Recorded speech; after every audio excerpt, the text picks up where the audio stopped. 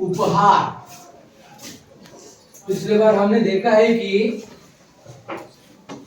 वो जो लड़का है ऋत्विक, उसे कहा जाना था, पुस्तक मेला देखने जाना था, और वह क्या खरीदना चाहता था वहां जाकर? पुस्तकें, किताबें खरीदना चाहता था। माँ ने उसे कहा कि नहीं जा सकते क्योंकि घर में कोई बड़ा नहीं, अकेले कैसे जा सकते हो, दूध पी लो और आराम करो, ठीक है।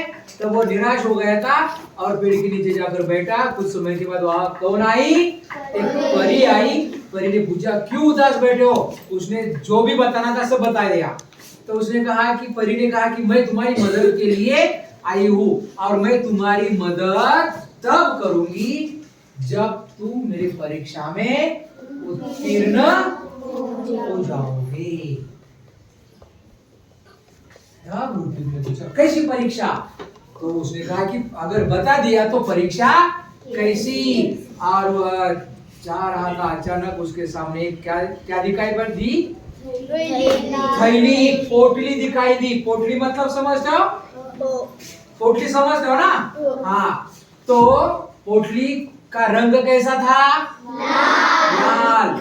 और मखमली, है ना, मखमली रंग। और वह बहुत कीमती, देखते ही पता चलता था कि वह बहुत कीमती उसमें चीज होगी कुछ। उसे हाथ लगाने का, उसे लेने का मुझे कोई हक नहीं है। तब उसके कानों में आवाज सुनाई दी, बेटा मेरी पोटली गिर गई है, क्या तुमने देखी? तो उसने कहा क्या कहा? तो देखते। ऋत्विक ने पूछा किस रंग की थी? लाल रंग की। राहगीर ने बताया और कोई पहचान बताओ। ऋत्विक ने राहगीर से कहा उस पर एक परी का सुनहरे रंग का चित्र बना है। राहगीर का जवाब था, ऋत्विक ने अपनी थैली से जब वह पोटली निकाली तो उस पर छपा परी का चित्र चमकने लगा।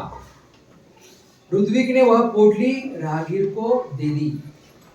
सुबह उठकर वह वही पहुंचा जहां उसे परी मिली थी। देखा तो वहां कोई नहीं था। वह बैठ गया। उसकी आंखों के सामने वही लाल रंग की पोटली दिखाई देने लगी। कभी तेज प्रकाश फैला, सामने परी खड़ी थी। तो ऋत्विक ने राहगीर मतलब राहगीर बोलो। हाँ, ये पहली है दूसरी है? राहगीर बोलो।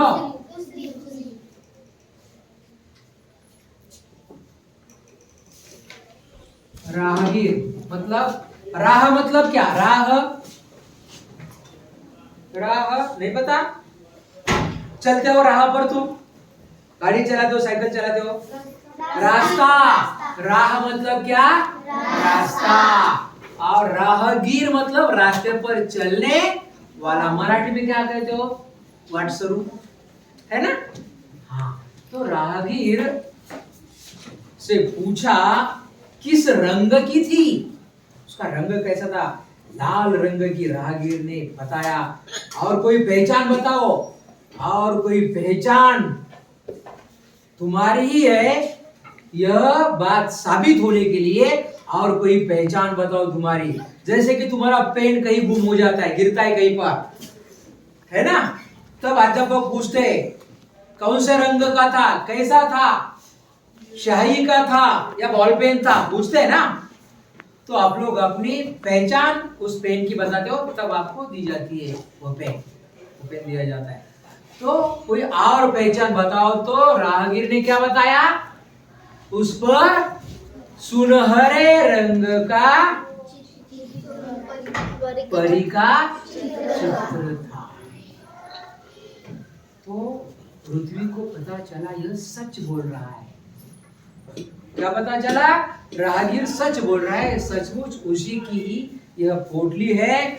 और ऋत्विक ने अपनी थैली से जब वह पोटली निकाली तो उस पर छपा परी का चित्र चमकने लगा, और उस पर छपा हुआ जो चित्र था परी का वह चमकने लगा। और परी का चित्र का रंग कैसा था? सुनहरा। सुनहरा मतलब सोनेरी, सोने जैसा, सोने का रंग था। तो ऋत्विक ने वह पोटली राहगीर को दे दी। सुबह उठकर वह वही पहुंचा, सुबह उठ गया और वह वही पहुंचा जहां उसे परी मिली थी। परी कहाँ मिली थी? पेड़ के पास मिली थी ना। वह वहीं पर पहुंच गया, देखा तो वहां कोई नहीं था, और वहां जाने के बाद उसने देखा वहां पर कोई भी नहीं था। और फिर वह बैठ गया। उसकी आंखों के सामने वही लाल रंग की टोपी दिखाई दी, और वह बैठ गया। बैठने के बाद उसके आंखों के सामने बिल्कुल वही सुनहरे रंग की परी वाला चित्र जिस पर था, और वही लाल रंग था ना पोटली का, लाल रंग की पोटली दिखाई देने लगी। तभी तेज प्रकाश फैला। पिछली तासिका में हमने देखा है तेज प्रकाश, समझ दो ना। जैसे कि भगवान का तस्वीर देखिए ना, उनके पीछे होता है ना ऐसे होता है ना, ये जैसे कि सूरज भी निकलता है तो उसकी रोशनी कैसी होती है? तेज होती है। सुबह निकलते समय तेज होता है कि सूरज की रोशनी तेज होती है, प्रकाश तेज नहीं होता। लेकिन जब 9 बजे, 10 बजे, 12 बजे जब आकाश में बादल नहीं होते और सूर्य 12 बजे हमारे बिल्कुल सर पर होता है, तब उसे देख सकते हैं क्या? नहीं देख सकते। क्यों? क्योंकि उसकी रोशनी, उसका प्रकाश तेज होता है। तो तेज प्रकाश फैला। सामने परी खड़ी थी, परी के दोनों हाथ पीछे थे। परी ने पूछा, कैसे हो, ठीक हो? ऋत्विक ने जवाब दिया। तभी परी ने कहा, अपनी आंखें बंद कर लो, मैं तुम्हें इनाम दूंगी। किस बात का इनाम? ऋत्विक ने पूछा।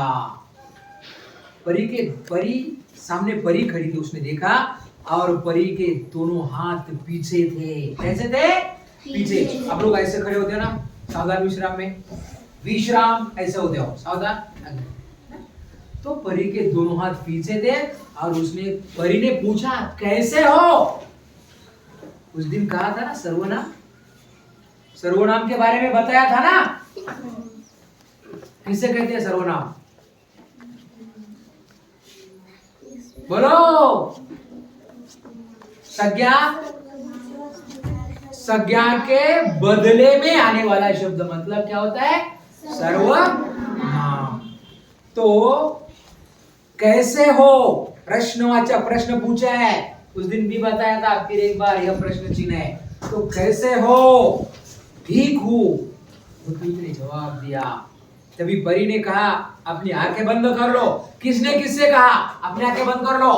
परी ने ऋत्विक से कहा। परीक्षा में हो सकता है सवाल पूछा जाएगा, किसने किससे कहा?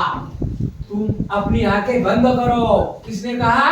परी ने ऋत्विक से कहा, मैं तुम्हें इनाम दूंगी। किस बात का इनाम? ऋत्विक ने पूछा।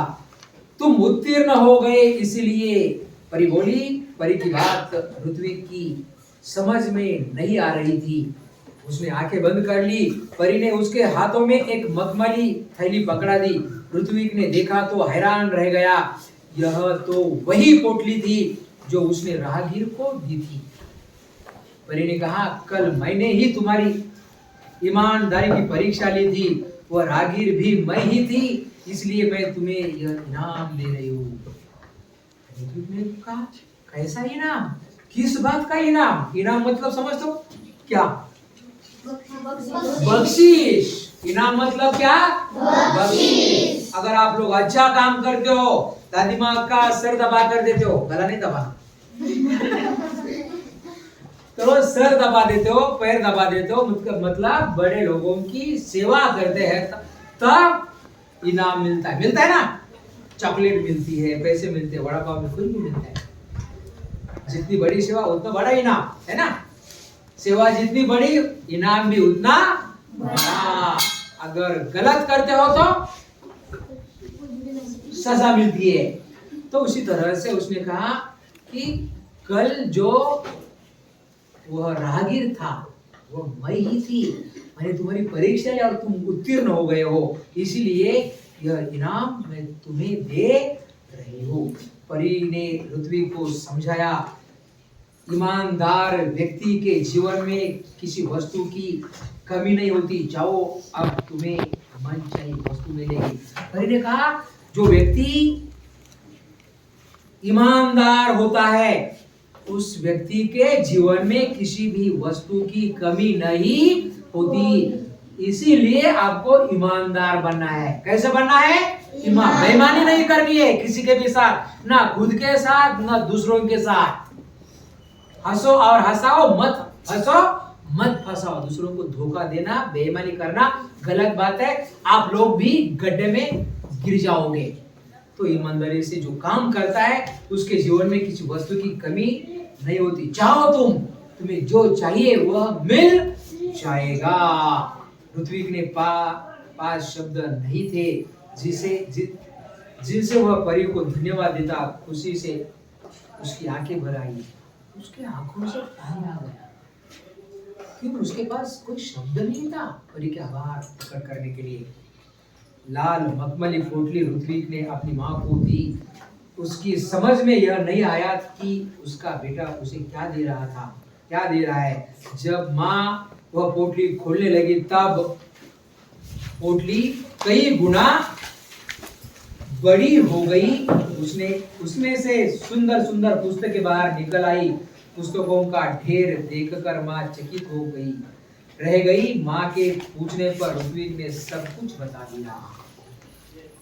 तो उसमें से क्या निकला?